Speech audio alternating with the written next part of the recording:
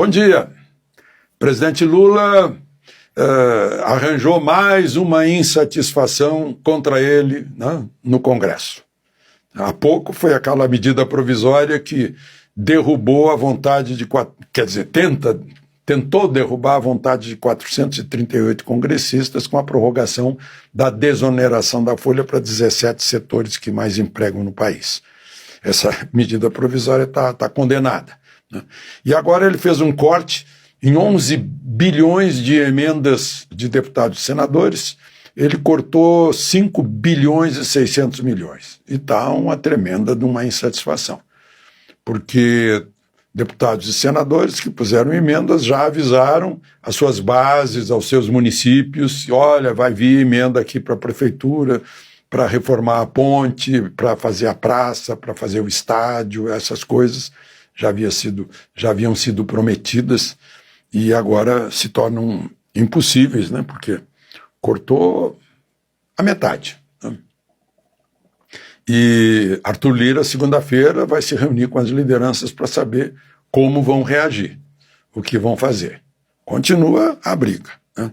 Mesmo com agrados de nomeação em cargos, né? Caixa Econômica, por exemplo, tem 11 vice-presidências, das quais 5 foram para o Centrão, inclusive para o PL. 5 vice-presidências da Caixa para o Centrão.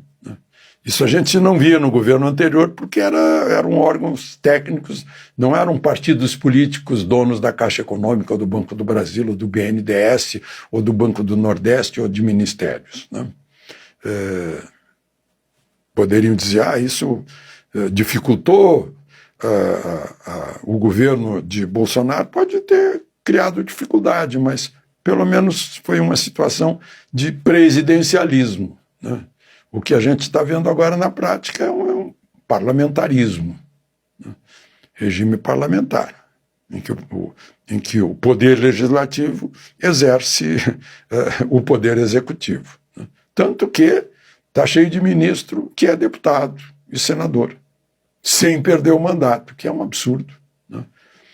O pior ainda desse absurdo é o sujeito abandonar o seu eleitor para ser empregado do presidente da República, quando ele deveria ser empregado do seu eleitor, né? Isso é o pior, mas enfim. Está aí o governo com mais esse problema. E eu vi aqui um dado com base em dados da Receita do Tesouro Nacional. A justiça brasileira, em termos relativos, ou seja, em percentual sobre o produto interno bruto, numa lista de 53 países, é a que mais gasta. Número 1 do mundo. Dá um percentual bem acima de 1% do PIB. Sendo que a maior parte dos países, a média, o Brasil é 4 vezes a média de todos os países, o gasto do judiciário brasileiro. O judiciário em todos os seus níveis, né? E qual é o resultado? Nenhum. A gente tem insegurança jurídica. E a gente tem insegurança pública também. É complicado. Aliás, eu achei que a maior parte desse valor é com folha de pagamento. Salários e penduricalhos. Aí entra tanto penduricalho que a pessoa tem que aproveitar os dias que ainda restam de férias para ir para a Europa, para ver se gasta mais um pouquinho do que ganhou, como eu escutei, né? E gravíssimo.